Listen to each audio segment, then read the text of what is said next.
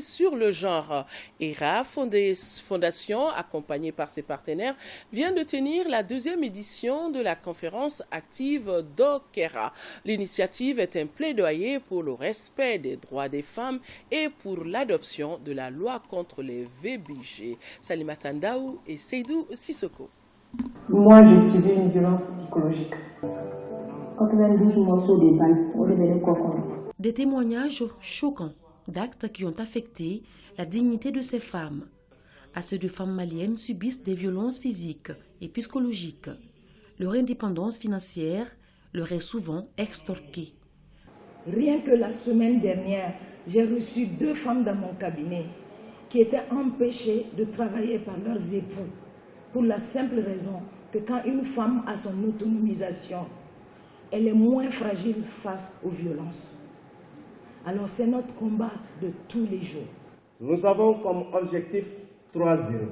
0 conflit évitable. Notre deuxième 0, il s'agit de 0 violence basée sur les genres, y compris les mutilations génitales. Notre 3e 0, c'est 0 frein pour l'autonomisation des femmes. Ce plaidoyer pour l'adoption de la loi contre les violences basées sur le genre est à sa 2e édition.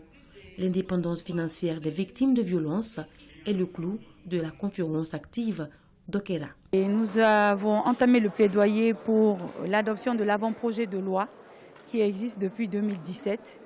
Mais l'écho a résonné et déjà une réponse est en train d'être mise en œuvre, notamment la réforme du code pénal. Ce plaidoyer est en phase avec les objectifs de développement durable qui vise la réalisation de l'égalité des sexes et l'autonomisation de toutes les femmes et de toutes les filles.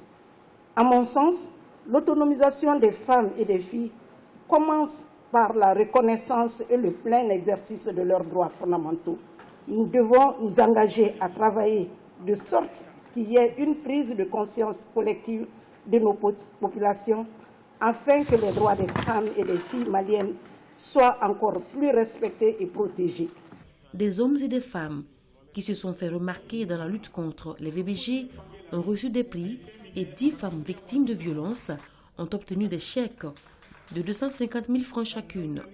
Et la Fondation se lance ainsi dans l'autonomisation économique de la femme. Ça suffit. Donc,